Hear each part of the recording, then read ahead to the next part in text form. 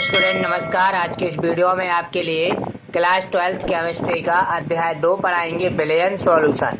तो दोस्तों यह वीडियो इस अध्याय का विलयन का भाग 2 है, जिसमें दोस्तों आपके लिए विलयन के यानी कि सॉल्यूशन के महत्वपूर्ण टॉपिक दोस्तों ये मोलरता, मोलता, नॉर्मलता, फॉर्मलता, मोल प्रभाज, प्रतिशतता दोस्तों, पीपीएम में सांद्रता, हेनरी का नियम और दोस्तों आदर्श विलयन, अनादर्श विलयन और आदर्श विलयन और अनादर्श विलयन में अंतर समझेंगे। तो दोस्तों ये वीडियो आपके लिए काफ़ी महत्वपूर्ण है। यदि ये वीडियो आप देख लेंगे दोस्तों तो आपके लिए बहुत ही उपयोगी होगा, क्योंकि इसमें हम जितने भी टॉपिक समझा रहे हैं काफ़ी महत्वपूर्ण है आपके लिए क्लास 12th केमिस्ट्री में, है ना। तो इनको आप जरूर देखिएगा दोस्तों अंत तक, और कृपया दोस्तों वीडियो को लाइक जरूर कीजिए। ठीक है दोस्तों, तो चलिए सबसे पहला हम टॉपिक समझते हैं, ये मोलरता क्या कहलाता है। ठीक है दोस्तों, तो देखिएगा इतने का पहले आप स्क्रीनशॉट ले लीजिएगा।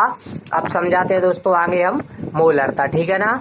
तो देखिए दोस्तों मोलरता की परिभाषा क्या है ना, इसका फार्मूला क्या है, ये सब कुछ हमें यहाँ पे समझना है। ठीक है दोस्तों, तो देखिए मोलरता क्या कहलाती है दोस्तों, ध्यान से समझिएगा मोलरता की परिभाषा कि विलयन के 1 लीटर में घुले हुए, देखिए दोस्तों क्या बोल रहे हैं हम, विलयन के 1 लीटर में घुले हुए विलय के ग्राम मोलों की संख्या को मोलरता कहते हैं। किस में कहते हैं दोस्तों हम ग्राम मोलों की संख्या को, किस में घोल रहे हैं, विलयन के, किसमें 1 लीटर में। ठीक है दोस्तों, तो विलयन के 1 लीटर में घुले हुए विलय के ग्राम मोलों की संख्या को मोलरता कहते हैं। इसे कैपिटल एम से दर्शाते हैं। ये दोस्तों आपको याद रखना है परिभाषा कि विलयन के 1 लीटर में घुले हुए विलय के ग्राम मोलों की संख्या को मोलरता कहते हैं, इसे एम से दर्शाते हैं। ठीक है दोस्तों, तो ये हो गई आपकी मोलरता की परिभाषा। अब आगे हमें समझना है दोस्तों मोलरता के बारे में कि मोलरता दोस्तों ध्यान रखना है ताप से प्रभावित होती है, मोलरता ताप से प्रभावित होती है। ठीक है दोस्तों, और मोलरता का फार्मूला क्या होता है दोस्तों, है ना, मोलरता का फार्मूला होता है विलय के ग्राम मोलों की संख्या बटे विलयन का लीटर में आयतन। ठीक है दोस्तों, विलय के ग्राम मोलों की संख्या बटे विलयन का लीटर में आयतन। ठीक है दोस्तों, और यहाँ पे अंग्रेजी में भाषा में यदि लिखना चाहें दोस्तों शॉर्ट में तो ऐसा लिख सकते हैं m बराबर W1 M1 अपॉन, है ना दोस्तों, 1000 बटे W2। तो दोस्तों यहाँ पे W1 क्या कहलाता है, विलय का द्रव्यमान कहलाता है। विलय का मतलब दोस्तों जो आप घोल रहे हैं, और ये दोस्तों आपका M1 विलय का अणुभार कहलाता है, माने द्रव्यमान और अणुभार दोनों निकालना पड़ेगा, है ना। और दोस्तों इसके बाद ये विलायक का, है ना दोस्तों, ये आपका मिलीलीटर में आयतन कहलाता है। ठीक है दोस्तों, तो इस प्रकार आपकी ये मोलरता की क्या हो गई दोस्तों, आपकी परिभाषा हो गई। अब आगे दोस्तों हमें समझना है मोललता। ठीक है दोस्तों, तो देखते हैं हम आगे मोललता की परिभाषा। चलिए दोस्तों, तो हम आगे समझते हैं अब मोललता। ठीक है दोस्तों, तो देखिए मोललता की परिभाषा क्या कहलाती है दोस्तों, 1000 ग्राम विलायक में उपस्थित विलय के ग्राम मोलों की संख्या को मोललता कहते हैं। दोस्तों क्या कहा, 1000 ग्राम विलायक में उपस्थित विलय के ग्राम मोलों की संख्या को मोललता कहते हैं दोस्तों, और इसे हम स्मॉल एम से दर्शाते हैं। ठीक है, ये याद रखना है आपको दोस्तों, और यह ताप से प्रभावित नहीं होती है। कौन दोस्तों, मोललता। ठीक है, मोललता का दोस्तों फार्मूला ये होता है कि दोस्तों विलय के ग्राम मोलों की संख्या बटे विलायक का किलोग्राम में द्रव्यमान। क्या होता है दोस्तों फार्मूला, विलय के ग्राम मोलों की संख्या बटे विलायक का ग्राम किलोग्राम में द्रव्यमान। ठीक है दोस्तों, तो मोललता या मोलरता में यही डिफरेंस है। ठीक है दोस्तों, कि 1000 ग्राम विलायक में उपस्थित विलय के ग्राम मोलों की संख्या होती है, और दोस्तों मोललता में क्या होता है कि विलय के 1 लीटर में विलय ग्राम मोलों की संख्या होती है। ठीक है ना दोस्तों, तो ये मोललता हो गई। ठीक है दोस्तों, मोललता का फार्मूला एक और लिख सकते हैं आप दोस्तों, स्मॉल एम बराबर W1 upon M1 into 1000 upon W2। ठीक है दोस्तों, इसका आप चाहे तो स्क्रीनशॉट लेते जाइएगा साथ में। ठीक है, और यहाँ पे दोस्तों W1 क्या है, W2 क्या है, ये लिखा हुआ है। W1 विलय का द्रव्यमान है, M1 विलायक का अणुभार है, और दोस्तों W2 आपका विलायक का ग्राम में द्रव्यमान है। ठीक है ना दोस्तों, और ये याद रखना है कि मोललता क्या होती है दोस्तों, मोललता ताप से प्रभावित नहीं होती है। ठीक है दोस्तों, और एक चीज याद रखना दोस्तों कि जल की मोललता कितनी होती है, जैसे आपसे पूछा जाए कि जल की मोललता कितनी होती है दोस्तों, जल की मोललता याद रखिएगा 55.5 5-6 होती है। ठीक है दोस्तों, जल की मूललता कितनी होती है? 55.56 होती है, क्योंकि दोस्तों जल का घनत्व तो 1 है ना। तो इसका हम अनुमान निकालेंगे, जल का तो 18 निकलेगा, तो 1000/18 करेंगे तो 55.56 आती है जल की मूललता। ठीक है दोस्तों, तो इस प्रकार ये आपका मूललता का टॉपिक कंप्लीट होता होगा। अब आगे हम समझते हैं दोस्तों नॉर्मलता और फॉर्मलता। चलिए दोस्तों, तो आगे हम समझते हैं नॉर्मलता। नॉर्मलता क्या होती है दोस्तों? कि विलयन के लीटर में घुले हुए विलय के ग्राम तुल्यांक की द्रव्यमानों की संख्या को, यहाँ पे दोस्तों आपको ग्राम तुल्यांक की द्रव्यमानों की संख्या आपके लिए बोलना है। तो विलयन के लीटर में दोस्तों घुले हुए विलय के ग्राम तुल्यांक की द्रव्यमानों की संख्या को नॉर्मलता कहते हैं दोस्तों। उसे हम एन से प्रदर्शित करते हैं। ठीक है दोस्तों, नॉर्मलता को किससे प्रदर्शित करते हैं? एन से प्रदर्शित कहते हैं। नॉर्मलता बराबर होता है दोस्तों विलय के ग्राम तुल्यांक की भारों की संख्या, विलय के ग्राम तुल्यांक की भारों की संख्या, और बटे होता है दोस्तों विलयन का लीटर में आयतन। ठीक है दोस्तों, तो ये नॉर्मलता का सूत्र और परिभाषा है। आगे दोस्तों और सूत्र है नॉर्मलता का कि N बराबर W1/E1 इंटू 1000/W2, 1000/W2। ठीक है दोस्तों, W1 है यहाँ पे विलय का द्रव्यमान, E1 है दोस्तों विलयन का तुल्यांक द्रव्यमान, W2 है विलयन का मिलीलीटर में आयतन। ठीक है दोस्तों, तो यहाँ पे दोस्तों आपके लिए जो हमने अभी परिभाषा बताई थी, है ना दोस्तों, सबसे पहले मूलरता की। ठीक है, उसी तरीके से ही आपके लिए यहाँ पे याद रखना है। बस इसमें ये आता है दोस्तों कि आपका ग्राम तुल्यांक की भारों की संख्या होती है, बल्कि दोस्तों ये आपका लीटर में ही आयतन होता है। ठीक है दोस्तों, तो इस प्रकार आपकी नॉर्मलता की परिभाषा और सूत्र कंप्लीट होता हुआ।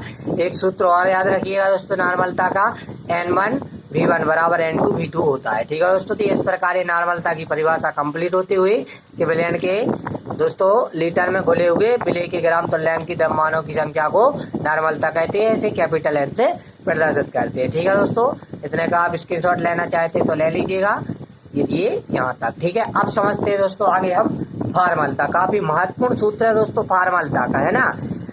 तो दोस्तों देखिए फॉर्मलता क्या कहलाती है? विलयन के 1 लीटर में उपस्थित विलय के ग्राम सूत्र भारों की संख्या को, यहाँ पर दोस्तों आपको क्या कह रहे हैं हम? तुल्यांक की भारों की संख्या को, द्रव्यमानों की संख्या को, और यहाँ पे दोस्तों हम सूत्र भारों की संख्या को हम क्या कहेंगे? फॉर्मलता कहेंगे। मतलब विलयन के 1 लीटर में उपस्थित विलय के ग्राम सूत्र भारों की संख्या हो, ग्राम सूत्र भारों की संख्या को हम क्या कहेंगे दोस्तों? फॉर्मलता कहते हैं, और इसे हम कैपिटल F से दर्शाते हैं। फॉर्मलता को किससे दर्शाते हैं दोस्तों? हम कैपिटल F से।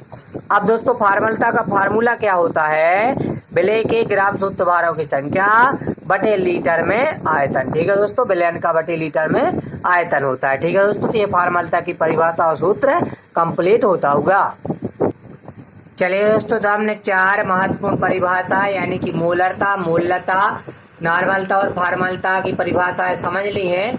अब यहाँ पे हमें समझना है दोस्तों मूल प्रभाज। ठीक है, तो हम देखते हैं मूल प्रभाज क्या कहलाता है, इसको अच्छे ध्यान से समझते हैं। तो दोस्तों देखिएगा मूल प्रभाज क्या कहलाता है, परिभाषा ध्यान से समझिएगा, है ना दोस्तों। इसका ऑलरेडी एक वीडियो हमने अलग से बना दिया है महत्वपूर्ण टॉपिक का। ठीक है, उसको भी देख लीजिएगा दोस्तों, है ना। तो देखिए मूल प्रभाज क्या कहलाता है? विलयन के किसी एक घटक, यानी दोस्तों विलयन में 2 घटक होते हैं, विलय और विलायक, है ना। तो दोस्तों विलयन के किसी एक घटक विलय या विलायक के मोलों की संख्या का, ठीक है दोस्तों, और विलयन के संपूर्ण मोलों की संख्या का अनुपात मूल प्रभाज कहलाता है। मतलब दोस्तों मूल प्रभाज काफी सरल है, बस आपको ये याद रखना है कि जैसे विलयन में 2 घटक होते हैं, विलय और विलायक। तो दोस्तों विलयन में दोस्तों किसी भी एक घटक, या तो हम दोस्तों विलय की ले लें या विलायक की ले लें, ठीक है दोस्तों, तो उसके जो मोलों की संख्या होती है, और विलयन में जितने भी कण है दोस्तों उसके संपूर्ण मोलों की संख्या, है ना दोस्तों, पदार्थ है उसमें संपूर्ण मोलों की संख्या का जितना अनुपात आएगा वही आपका मूल प्रभाज कहलाएगा। ठीक है दोस्तों, तो विलयन के किसी एक घटक विलय या विलायक की मोलों की संख्या और विलयन के संपूर्ण मोलों की संख्या का अनुपात मूल प्रभाज कहलाता है। दोस्तों यदि हम मूल प्रभाज के बारे में यहाँ पे और देखें तो जो विलय और विलायक का मूल प्रभाज है दोस्तों, इसका मान सदैव 1 होता है। ध्यान रखिएगा, विलय और विलायक का जो मूल प्रभाज का मान होता है ये सदैव 1 होता है। ये आप याद रखिएगा दोस्तों, बहुत सारी प्रतियोगी परीक्षाओं के लिए काफी महत्वपूर्ण है कि विलय और विलायक का मूल प्रभाज का मान सदैव कितना होता है?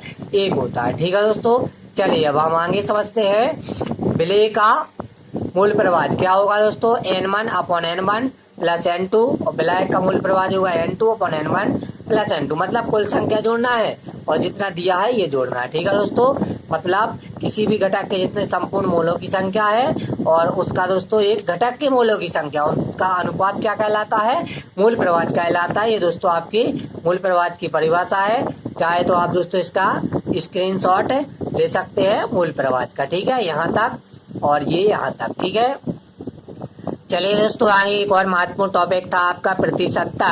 तो दोस्तों प्रतिशतता क्या कहलाती है, विलयन के 100 भागों में प्रदर्शित विलय की मात्रा प्रतिशतता कहते हैं। मतलब दोस्तों एक बार फिर से समझिएगा, विलयन के 100 भागों में प्रदर्शित विलय की जो मात्रा है दोस्तों उसी को हम प्रतिशतता कहते हैं। विलयन के 100 भागों में प्रदर्शित विलय की मात्रा को प्रतिशतता कहते हैं। ठीक है दोस्तों, तो ये आपकी प्रतिशतता की परिभाषा कंप्लीट होती हुई। चलिए दोस्तों अब हम आगे समझते हैं पीपीएम में सांद्रता, जो कि आपका काफी महत्वपूर्ण टॉपिक है दोस्तों। पीपीएम में सांद्रता, दोस्तों पीपीएम का मतलब होता है पार्ट्स पर मिलियन। पार्ट्स पर मिलियन, मिलियन का मतलब क्या होता है दोस्तों, गणित की भाषा में याद रखिएगा, है ना, 10 के ऊपर 6 की घात। ठीक है दोस्तों, मिलियन का मतलब क्या होता है, 10 के ऊपर 6 की घात। मतलब दोस्तों कि जब विलय की मात्रा अत्यंत सूक्ष्म हो, जब विलय की मात्रा कैसी हो दोस्तों, बहुत ही छोटी हो। ठीक है दोस्तों, तो सांद्रता को हम पार्ट्स पर मिलियन में प्रदर्शित करते हैं। जैसे दोस्तों 1 लीटर समुद्र जल में 6.10 के ऊपर -3 की घात ग्राम ऑक्सीजन घुली रहती है। ठीक है दोस्तों, और आगे हम यदि पीपीएम के सांद्रता की फार्मूला की बात करें दोस्तों, तो ये होता है अवयव के भागों की संख्या बटे विलयन में उपस्थित सभी अवयवों की संख्या और गुणित दोस्तों आपको 10 के ऊपर 6 की घात कर देना है। ठीक है दोस्तों, मिलियन का गुणा कर देना है। ठीक है, तो ये दोस्तों आपकी पीपीएम में सांद्रता कंप्लीट होती होगी, है ना, कि पीपीएम का मतलब होता है पार्ट्स पर मिलियन। और जब कोई भी पदार्थ हो उसकी अत्यंत सूक्ष्म मात्रा हो तो उसको हम पार्ट्स पर मिलियन में प्रदर्शित करते हैं। ठीक है दोस्तों, अब हमें समझना है दोस्तों, इसका स्क्रीनशॉट ले लीजिए आप आगे। ठीक है, अब आगे हम समझते हैं दोस्तों पार्ट्स पर मिलियन के बाद हेनरी का नियम। तो दोस्तों हेनरी का नियम काफी महत्वपूर्ण है आपके लिए, है ना। तो हेनरी के नियम को आप ध्यान से समझिएगा कि इस नियम के अनुसार किसी भी गैस का वाष्प अवस्था में आंशिक दाब उस विलयन में गैस के मूल प्रभाज के समानुपाती होता है। सीधी सीधी बात दोस्तों ये है कि यदि कोई भी गैस की वाष्प अवस्था है, ठीक है दोस्तों, वाष्प अवस्था, तो उसका जो आंशिक दाब P होगा दोस्तों, ये किसके अनुक्रमानुपाती होगा दोस्तों, ये बता रहा आंशिक दाब उस विलयन के गैस के मोल प्रभाज के समानुपाती होता है, अनुक्रमानुपाती होता है। मतलब गैस का मूल प्रभाज, है ना दोस्तों, x से दर्शाए मूल प्रभाज को। ठीक है, तो यही दोस्तों हमने यहाँ पे लिखा है हेनरी के नियम में, है ना। तो इसका स्क्रीनशॉट ले लीजिएगा दोस्तों, जहाँ पे यदि हम यहाँ से अनुक्रमानुपाती हटा दें, है ना, जैसे हमने आंशिक दाब अनुक्रमानुपाती मूल प्रभाज के किया है समानुपाती, है ना, तो समानुपाती हटाएंगे तो नियतांक लगाएंगे KH, है ना। तो KH क्या है दोस्तों, आपका हेनरी स्थिरांक है और P आपका आंशिक दाब है और X क्या है, मूल प्रभाज है, क्योंकि आंशिक दाब मूल प्रभाज के समानुपाती होता है। किस नियम के अनुसार, हेनरी नियम के अनुसार। और हेनरी का नियम में KH होता है क्या दोस्तों, आपका हेनरी स्थिरांक। चलिए दोस्तों आपके लास्ट 2 महत्वपूर्ण टॉपिक और बचे हैं, आदर्श विलयन, अनादर्श विलयन, और आदर्श विलयन और अनादर्श विलयन में अंतर। ठीक है दोस्तों, तो अंतर बिल्कुल आसान है यदि आपको परिभाषा समझ में आ जाए। तो दोस्तों देखिए आदर्श विलयन क्या कहलाते हैं, ध्यान से समझिएगा। आदर्श विलयन की परिभाषा, ताप और दाब की समान परिस्थितियों में, दोस्तों ताप और दाब की समान परिस्थितियों में, ठीक है, वे विलयन जो राउल्ट के नियम का पालन करते हैं तथा विलयन बनाने की प्रक्रिया में एंथैल्पी और आयतन परिवर्तन नहीं होता है, आदर्श विलयन कहलाते हैं। दोस्तों आदर्श विलयन की परिभाषा क्या है कि ताप और दाब की समान परिस्थितियों में, मतलब ताप और दाब समान होंगे, है ना, ताप और दाब की समान परिस्थितियों में वे विलयन जो राउल्ट के नियम का पालन करते हैं, बस याद रखना राउल्ट के नियम, है ना। तो ताप और दाब की समान परिस्थितियों में वे विलयन जो राउल्ट के नियम का पालन करते हैं तथा विलयन बनाने की प्रक्रिया में एंथैल्पी और आयतन परिवर्तन नहीं होता है, आदर्श विलयन कहलाते हैं। अब दोस्तों इसके जैसे हम उदाहरण की बात करें तो जैसे हम दोस्तों बेंजीन और टॉलुइन को मिला दें, ठीक है दोस्तों, किस किस को मिला दें हम, बेंजीन और टॉलुइन को, ठीक है दोस्तों, ध्यान से समझिएगा। यहाँ पे हम किस किस को मिश्रण विलयन बना दें, बेंजीन और टॉलुइन का, ठीक है ना। टॉलुएन का। ठीक है, तो यदि हम बेल्जियन और टॉलुएन का बना दें, यहाँ पे दोस्तों देखिएगा ये परिभाषा तो आप स्क्रीनशॉट ले लीजिएगा। देखिए यहाँ पे हमने लिख रखा है दोस्तों आपके लिए कि किस टाइप से इसका उदाहरण आपके लिए बताना है। ठीक है, तो दोस्तों इसको ध्यान से देखिएगा थोड़ा सा, ये है ना, ये देखिए ये है दोस्तों आपका, देखिए बेंजीन और टॉलुएन किसका उदाहरण दोस्तों, आदर्श विलयन का। ठीक है, और एक और उदाहरण है दोस्तों एथल ब्रोमाइड और एथल आयोडाइड। ठीक है दोस्तों, एथल ब्रोमाइड। तो दोस्तों ये आपके आदर्श विलयन कंप्लीट होते हुए परिभाषा कैसी बताई है दोस्तों आपके लिए कि ताप और दाब की समान परिस्थितियों में वे विलयन जो राउल्ट के नियम का पालन करते हैं तथा दोस्तों क्या करते हैं, ये विलयन बनाने की प्रक्रिया में एंथैल्पी और आयतन परिवर्तन नहीं होता है, ये कहलाते हैं आपके आदर्श विलयन। जैसे बेंजीन और टॉलुएन का मिश्रण है ना, विलयन है ना, तो ये आपका क्या हो गया, आदर्श विलयन। दोस्तों इसकी विशेषता है कि राउल्ट के नियम का पालन करते हैं। ठीक है, याद रखना, ये राउल्ट के नियम का क्या करते हैं, पालन करते हैं। उसके बाद दोस्तों यही आपके अंतर होते जाएंगे ना, कि जैसे ये आदर्श विलयन राउल्ट के नियम का पालन करते हैं उसमें लिख देना नहीं करते हैं ना, आयतन और एंथैल्पी परिवर्तन होता है उसमें लिख देना नहीं होते हैं ना। तो विशेषताएं ध्यान से समझिएगा, और ये भी लिख सकते हैं कि इसके मुख्य उदाहरण ये है, इसके मुख्य उदाहरण है ना, तो आप बिल्कुल अंतर आराम से बना लेंगे। पहले आप विलयनों को समझ लीजिएगा। ठीक है, तो ये राउल्ट के नियम का पालन करते हैं। ठीक है, ये पहला हो गया। दूसरा है दोस्तों कि दो विलयन को मिलाने पर एंथैल्पी परिवर्तन नहीं होता है, मतलब डेल एच का मान कितना होता है दोस्तों, 0 होता है। किसमें, आदर्श विलयन में। ठीक है, और अनादर्श विलयन में बराबर नहीं होगा क्योंकि उसमें परिवर्तन होता है ना। तो आदर्श विलयन में क्या होता है दोस्तों, दो विलयन को विलयन मिलाने पर एंथैल्पी परिवर्तन नहीं होता है। ठीक इसी प्रकार दोस्तों दो विलयन को मिलाने पर आयतन परिवर्तन नहीं होता है। ठीक है दोस्तों, तो इस प्रकार ये आदर्श विलयन आपका कंप्लीट होता होगा। अब हम समझते हैं दोस्तों अनादर्श विलयन, जो कि काफी महत्वपूर्ण है ना, उसी का उल्टा है दोस्तों आदर्श विलयन का। इसमें ये हो जाएगा दोस्तों कि ताप और दाब की समान परिस्थितियों में वे विलयन जो राउल्ट के नियम का पालन नहीं करते, उल्टा करते जाना है। ठीक है, तथा विलयन बनाने की प्रक्रिया में एंथैल्पी और आयतन परिवर्तन होता है, अनादर्श विलयन कहलाते हैं। जैसे दोस्तों HNO3 और पानी का मिश्रण, और दोस्तों HCl और पानी का मिश्रण। ठीक है दोस्तों, ये कैसे विलयन कहलाएंगे, अनादर्श विलयन। ठीक है, अनादर्श विलयन में कितना अंतर है दोस्तों कि ये राउल्ट के नियम का पालन नहीं करते हैं, है ना, और आयतन और एंथैल्पी परिवर्तन नहीं होता। बाकी दोस्तों बिल्कुल आपके लिए याद रखना है कि आदर्श विलयन का उल्टा है, कौन, अनादर्श विलयन। ठीक है दोस्तों, अब समझते हैं अब इसकी विशेषताएं। जैसे दोस्तों आपकी आदर्श विलयन की थी कि राउल्ट का नियम का पालन करते हैं, इसमें हो जाएगा राउल्ट के नियम का पालन नहीं करते हैं। तो दोस्तों देखिए आगे विशेषता है कि विलयन बनाने में एंथैल्पी परिवर्तन होता है, मतलब डेल एच बराबर 0 नहीं होता, कुछ तो होता है। ठीक है, तो ये हो गया आपका कौन सा विलयन दोस्तों, अनादर्श विलयन की परिभाषा है, सॉरी दोस्तों विशेषताएं। और इसके बाद ये विलयन बनाने में आयतन परिवर्तन होता है, ये दोनों विशेषताएं किसकी दोस्तों, अनादर्श विलयन की। अब दोस्तों अंतर लिखना है आदर्श विलयन अनादर्श विलयन में। सबसे पहले तो दोस्तों आप इसका स्क्रीनशॉट ले लीजिएगा, आदर्श विलयन और अनादर्श विलयन के अंतर का। चलिए दोस्तों अब समझाना चालू करते हैं। तो दोस्तों बस पहले में आप परिभाषा लिख दीजिएगा कि ये विलयन राउल्ट के नियम का पालन करते हैं, ये विलयन राउल्ट के नियम का पालन नहीं करते हैं। दोस्तों इसमें एंथैल्पी परिवर्तन नहीं होता है, इसमें होता है। ठीक दोस्तों इसी प्रकार इसमें आयतन परिवर्तन होता है, इसमें नहीं होता है। बस दोस्तों ये अंतर हो गए। और चौथा लिखना चाहें तो ये भी लिख सकते हैं कि दोस्तों इसके मुख्य उदाहरण ये है और इसके मुख्य उदाहरण ये है, मतलब दोस्तों जो आपके लिए लिखवाए थे। जैसे इसमें बताया था बेंजीन और टॉलुएन का मिश्रण, इसमें बताया था HCl, किस किस का बताया था दोस्तों, यहाँ पे लिख दे रहे हैं HCl प्लस आपके लिए बताया था हमने H2O जल को, है ना दोस्तों। इसमें बेंजीन और टॉलुएन का बताया था।